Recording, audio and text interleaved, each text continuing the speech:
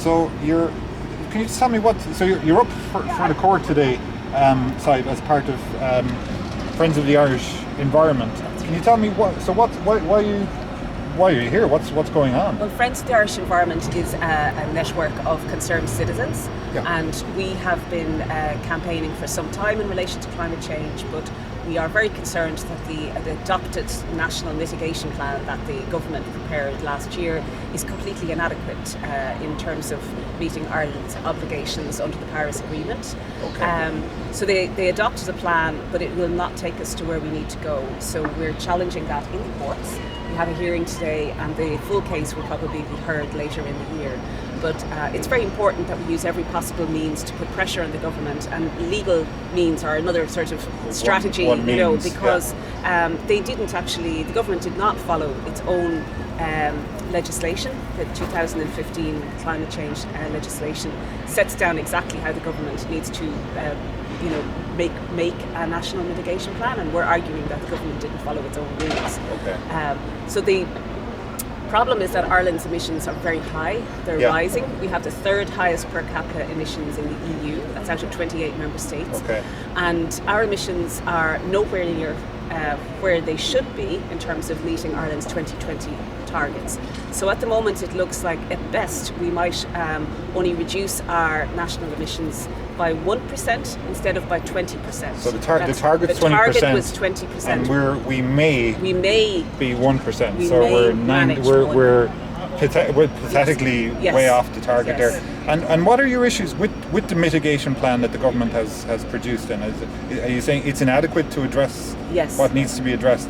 Well, a lot of the measures in it are extremely vague, and they're just not stringent and strong enough and bold enough, essentially. Okay. So we need to make huge strides in the area of transport, for example, because it's a very difficult sector of the economy to decarbonise, because you have growing demand for transport now that the economy is growing, and a growing as well. population as well. So we need to step in now before people start buying more diesel and petrol vehicles, and actually have much higher targets, if not 100% target, for introduction of hybrid and zero emission vehicles.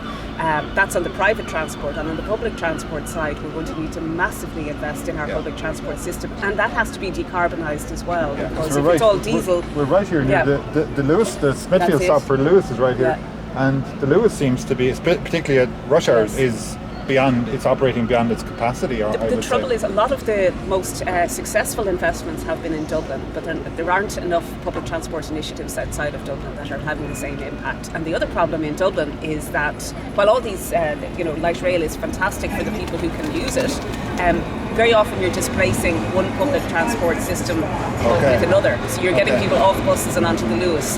So in energy terms or in environmental terms, it's not making a huge difference. So we need to get car drivers onto public transport, and that means we need to have another look at the way we plan our cities and where we actually build these new thousands of houses that will need to be built.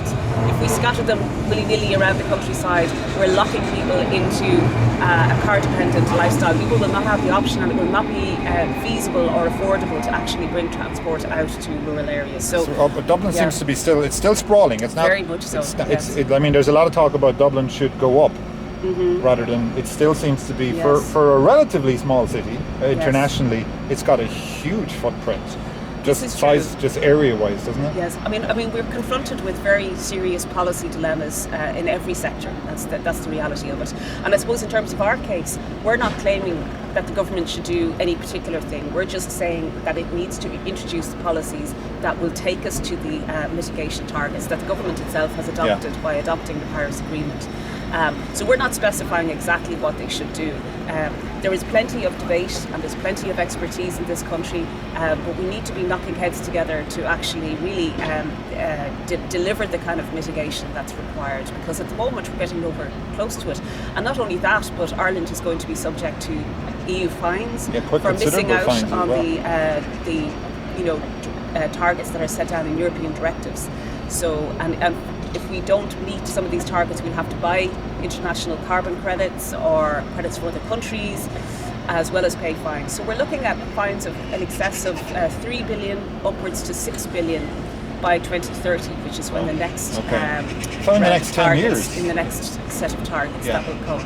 So there's a real cost. We're not getting the co-benefits of cleaner, greener technology in our building stock, in our transport system, in our agriculture.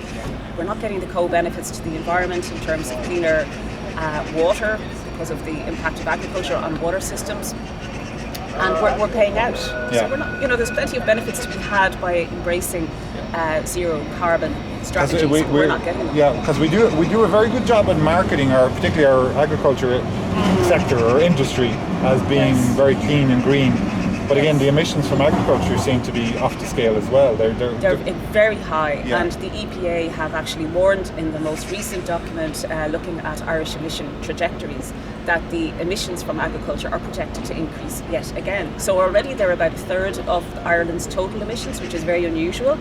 And they're going to increase because the dairy herd is going to increase. And it just seems extraordinary that the government is supporting that and actually facilitating that and going off on trade missions to other countries, trying to promote Irish beef China and dairy. Particularly recently, Exactly, when in fact the obvious thing is to actually put some kind of cap on the dairy herd. And other countries have had to do this, I think in the Netherlands, for example, and possibly Denmark.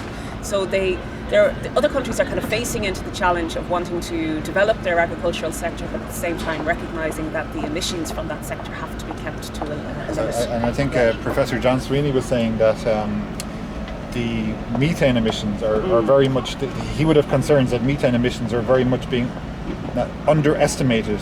Yes. I think he put the figure globally at the moment, I think is 408 or 410 parts per million CO2 equivalent.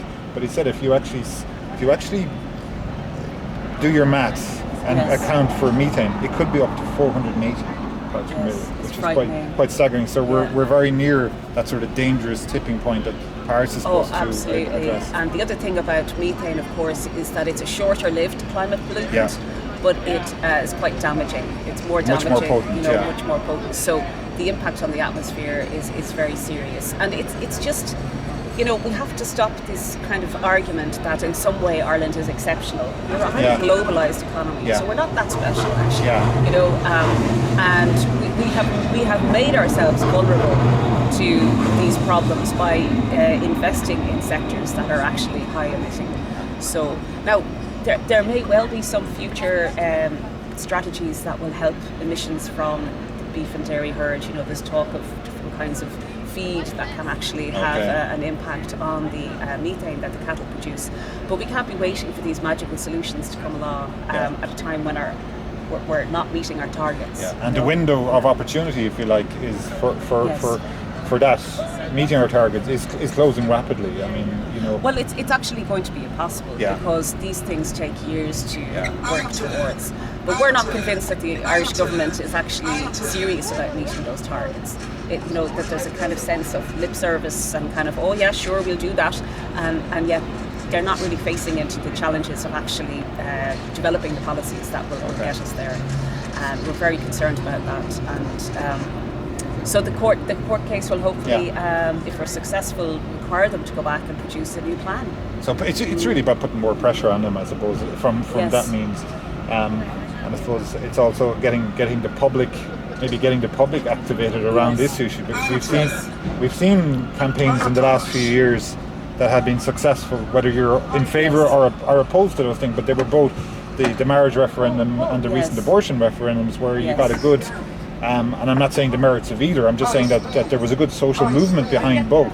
And I think now, and people have said this in the last few days, that we need that sort of energy behind addressing our climate change and ecological matters. You're absolutely right.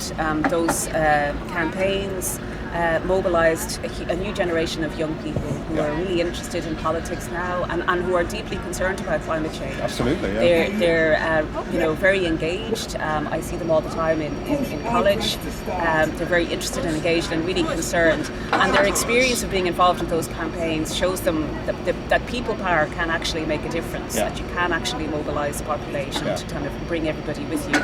So we would like to see that obviously happen in the case of climate change as well. So we have actually set up a website and people can sign on to it. Yeah, what's the name of the Climate website? Change Ireland. Climate Case Ireland. Climate Case Ireland. Okay. And there's a sort of an option on the website to become a supporter. So the idea is that while we're taking it as a group, we want to do it in the name of everybody. We want to do it on behalf of the Irish citizenry so at you want large. To get the public to get behind you and support you as well. As much public support as possible, because it shows the government that we're not just some sort of a niche bunch of hippie environmentalists, but that we have broad public support for our case, and that is very important. And the science, I think the science is solid. It's a bit, I think at this stage, it's a bit like denying that tobacco smoking causes cancer. But you still have scientists, rebel scientists, I suppose, who are sometimes in the pay of the fossil fuel industry, but not exclusively. And it can be often about how they see politics. I think post kind of Cold War, any sort of protectionist or any sort of state intervention or collectivism is seen as an almost like an evil, that it's very much a neoliberal kind of a model. There is that. There's too much reliance on markets to deliver action, and but this is it's not going to happen without government intervention. But the other thing I would say is you raised an important point there about influence and interests, and it is important that we pay attention to the kind of interests that are benefiting from Ireland's inaction. Because when we talk about, say, the agricultural sector, it's not the 140,000 farmers that are trying to eke out a living on relatively small farms. So agri-business is not representative of all of the farming interests, essentially. It's the big suppliers and processors. Exactly. So we have to think about what economically Ireland has to gain by sabotaging these climate targets, essentially, for the sake of a very small sector of the economy. And the longer we leave it, the more painful it will be to make those adjustments.